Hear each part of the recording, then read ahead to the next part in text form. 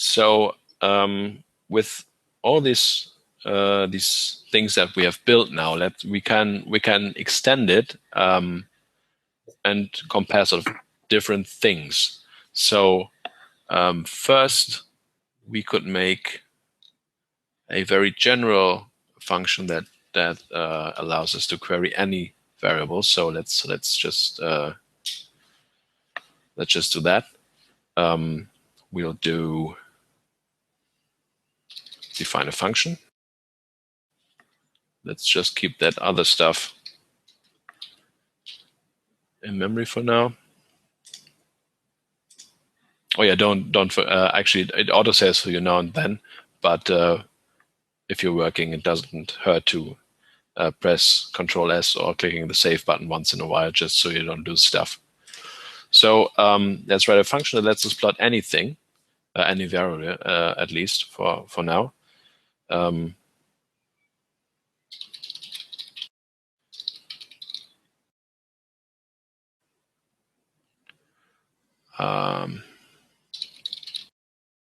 We take the variable ID. So this function, what we want to do here is we want to give it any variable ID, and it will automatically find the variable and download the data and convert the data into a chart. So what we're going to do is first we need to find the variable. So that would be for every variable.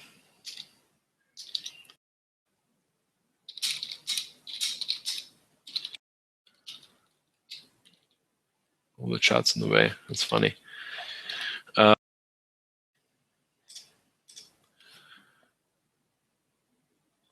If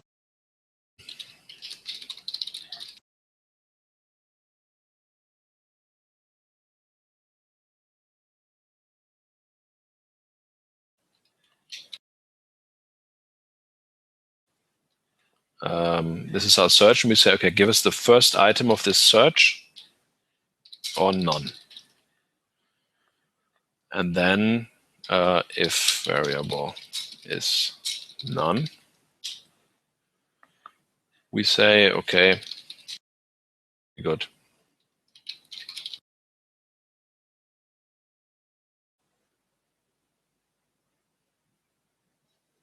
Actually, return none again, and just say, okay, print.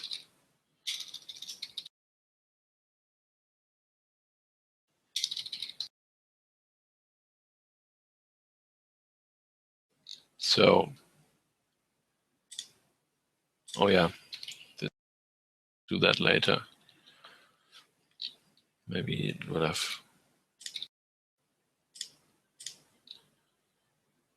Oops. So if we say variable to chart and give it a ridiculous, it says variable not found. So that's what it prints, and it returns nothing. So if we do find a variable, which would be here, then we download the data. So we have the variable data, means do an API request. Where are we? There we are. So we can just copy that and say, okay, give us the, you can just variability from our parameters, and then we can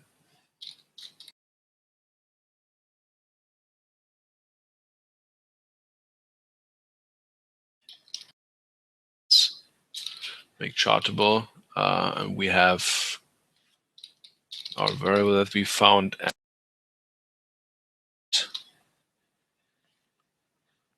and then we can return the chart.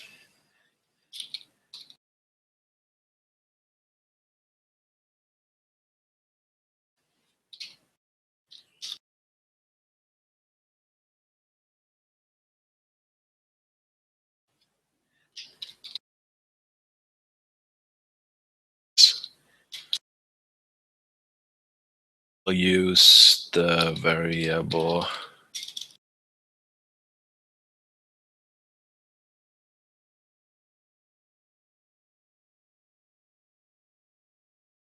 that we have. I think we'll just do the rest.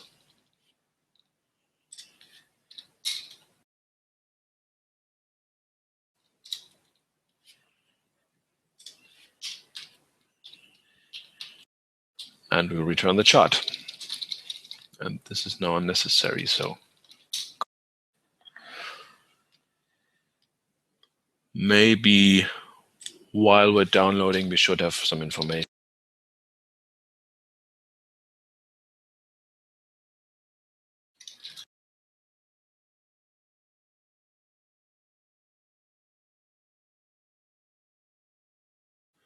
All right, we do that. Okay, and then we say on new, we'll just use number 63. And let's hope for the best. Okay, downloading didn't work. Non-type an int. What's this? Oh yeah, the download is of course should be here. So that's one thing that didn't work right.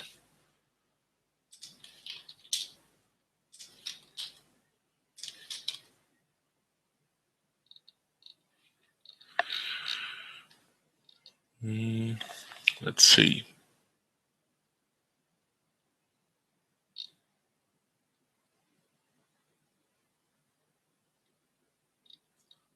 Maybe this should be in the second line. Hang on, just to be sure.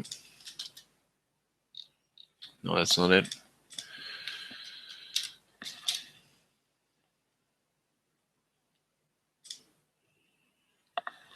Okay, then maybe let's have a look at that.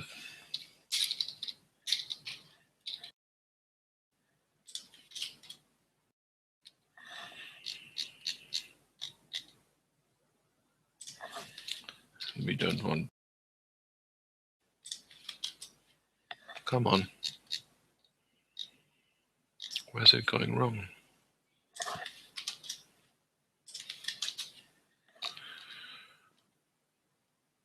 Okay, so we don't have data for 2007, which is not great. Okay, so we need to account for that. So if we don't have a value for anything, we'll just cheat and say 0. So then we can put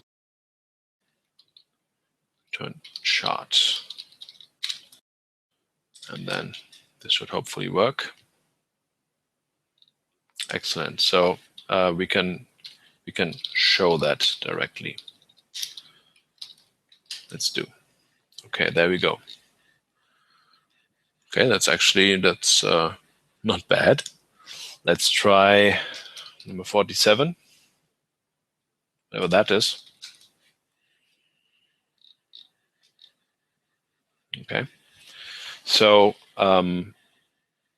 with very little additional code, we now have something that can plot any variable from this data set, by putting it together in a smart way. We just use the stuff that we built before, little bits of code, and pull them together.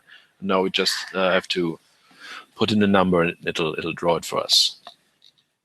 I think what's interesting about what you've done there, Philip, is that you can also see where there are gaps in the data. Like you were saying a minute ago, if there are no values for whatever reason from 2007. So yeah, it's a really good little tool for just looking at the data and understanding it a bit better. Exactly. So we can now use this sort of to compare countries. So let's do that. We'll do we'll do. Sorry, we need the function called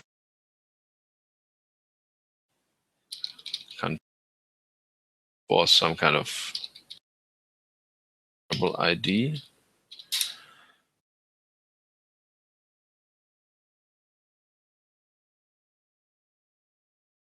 So really what we do is first we need to filter by country. So what we're going to do is we're going to download the data, but we're going to download it for several countries and then compare these countries. So first, again, we have to find the variable, and then we have to download the country data. So if we have country codes, let's see. Actually, to find out the country codes, let's make another cell, and we will. I need all the variables that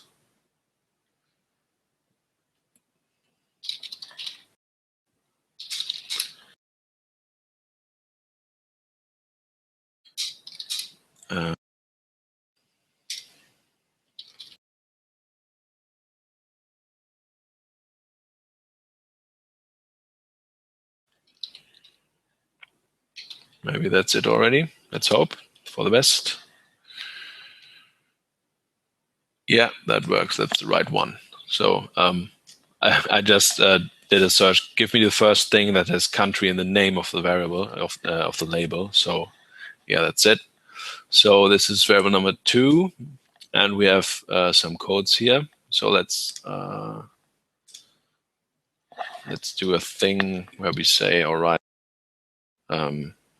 country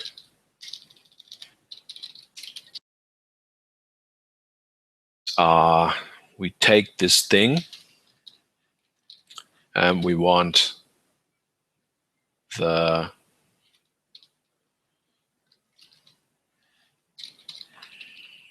okay, this is a say country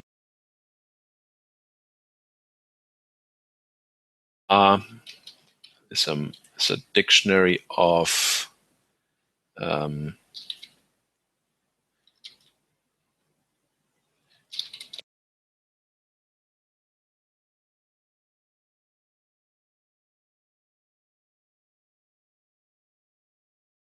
value for every country in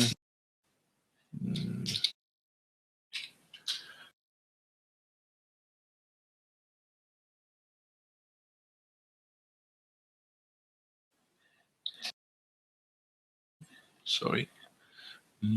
Oh, yeah. Forgot an equal sign. Let's try that out. Okay, that's working nicely. So let's assume that I'll just make this a little shorter and we'll do a one below. What we want to use later is, okay, we want to compare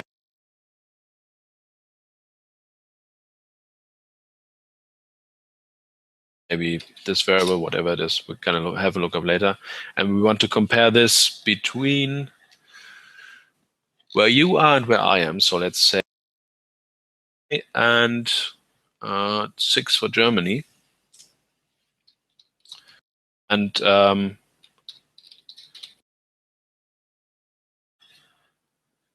execute this and get a comparison chart. So that's what we want in the end. So we go up here and see if we can make that work.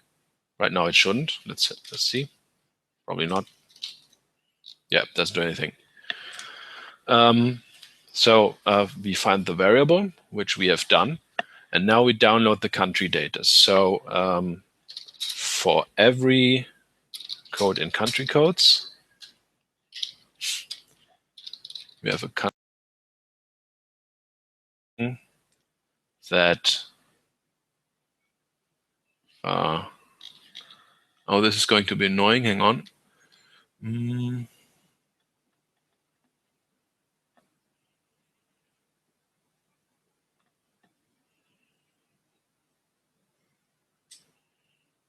Actually, we'll take this, we'll steal this, and make a new map saying, okay, we do this exactly the other way around.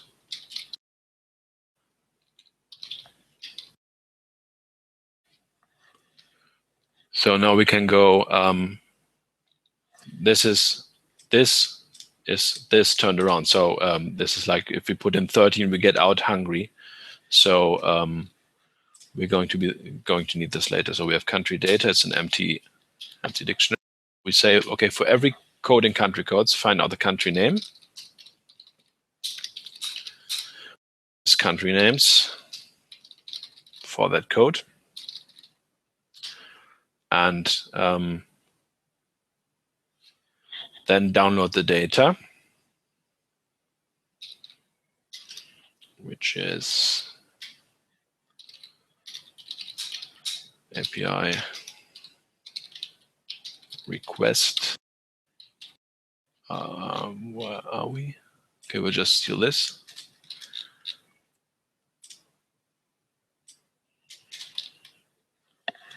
And we have to add a filter.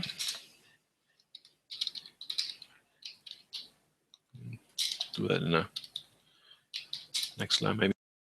Which is to, which is the country variable, filtered by the country code that we have, which is a string of our code that we are working on. I think that should work, yeah. So for every country code, we get the name of the country, we get the data for that, and then we store that country under the name.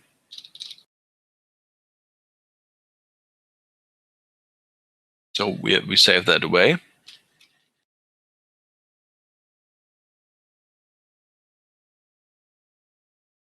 At this point, we have, actually, we can just return that.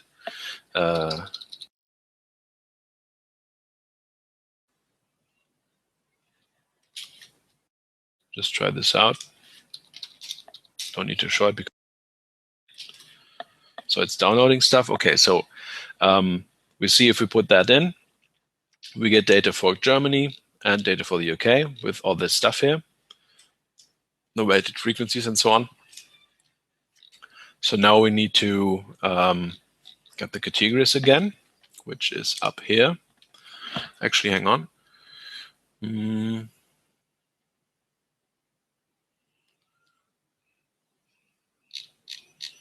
Yeah, we can do that actually. If we check this out, instead of the time series, hang on.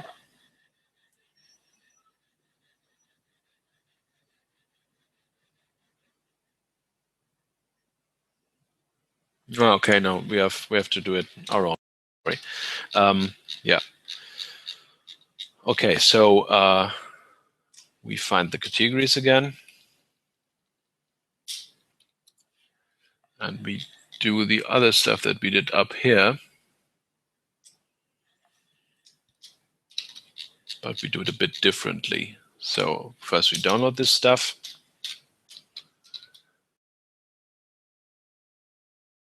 For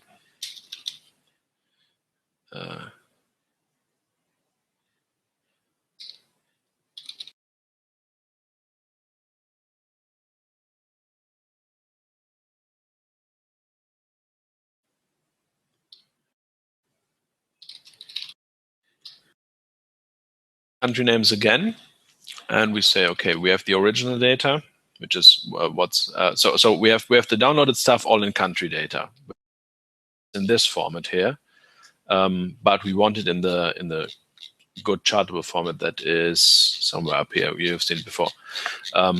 So we go through this and change it again. So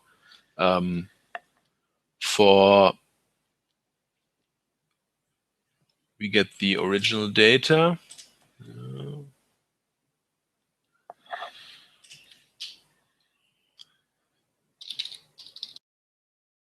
Stored in there. So we have country,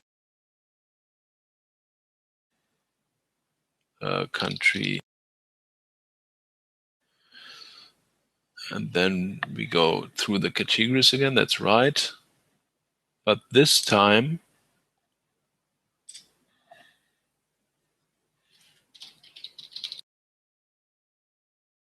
is out of there. We're not comparing years. We only take 2011, and this should be right. And in the end, we say, okay, country,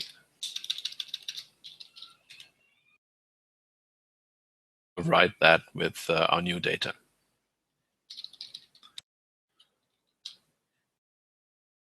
Is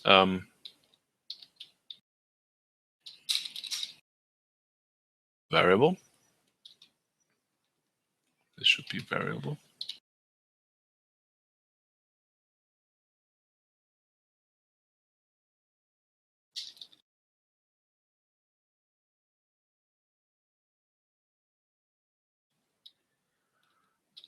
And then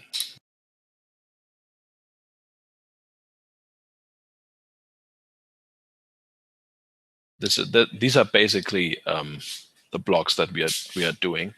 So for every country, take the downloaded data, make it chartable, and put it back into the downloaded data box. Overwrite the old stuff because we don't need the old stuff anymore. So let's see what that does. Okay, that's not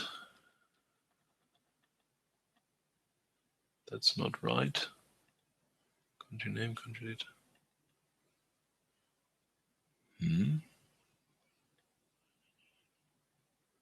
Oh, this should be country name, not country. It's different. So, okay, that actually looks pretty good. And then we say return. We do the chart again. So this is our chart.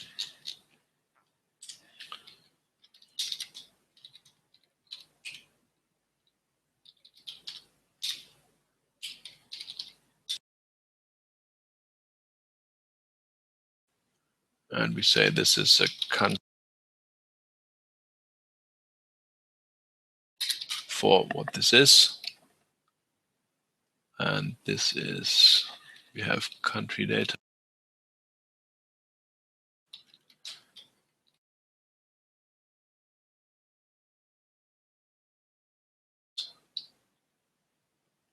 For key. Should hopefully work.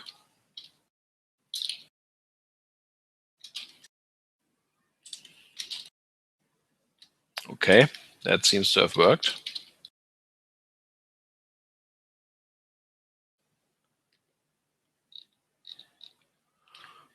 Yeah, that actually worked quite nicely. I don't exactly see why. Oh, okay, these aren't ordered very well. That's tricky. We probably need to sort them. So let's do for the categories, let's do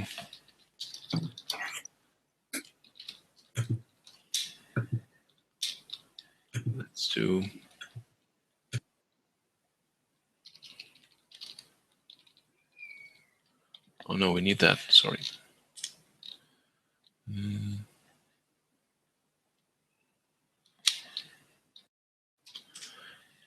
Okay, it's a bit tricky to tell if if you can do this for every variable, if the sorting is right by default. Oops, sorry. What did I do? Okay, that should work. So maybe let's have a variable that's a little clearer. Yeah, okay, this is more easy to understand. So yeah, now we can compare any variable between different countries. For example, let's add in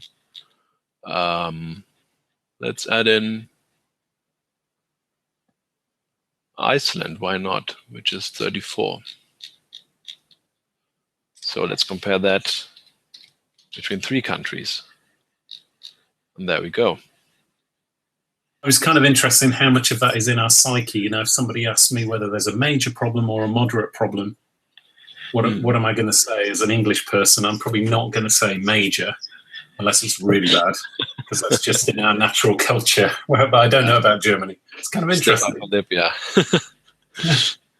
Well, one thing, actually, what I'm noticing right now is if you see Iceland, they have fewer respondents. So maybe it would be interesting to do that in relatively how many percent of the population felt like this, not how many actual people felt like this, because Iceland is always going to have less people than Germany and the UK. But this is sort of getting a grip on the data, how it's shaped. So example, if you call for some data, you always get the data in this sort of format inside the time series key. So you know how you have to take it apart. You have to get the time series key, look that the year is right, get the weighted frequency if the value matches, stuff like that, and then get it into the format that you can graph. And this is in Python, which is I can just save this to a web page actually and put it on the web. Maybe maybe add some text, of course. Do maybe a report on how Icelandic people feel compared to people in the UK on some issues. As you say, it's a great starting point for understanding the data and producing reports, particularly if you're a data scientist. Thank you for giving us such a comprehensive tutorial, and not only that, for actually coding it live, or pseudo live. I mean, you literally just work through coding so people can follow it, which I think is a pretty special skill. It's more than I could do. So thank you very much. Well, thank you. And yeah, of course, we're going to make the code available. If you want to play around with it yourself, you need to have one of these Jupyter servers running, which you can download from Anaconda and stuff like that.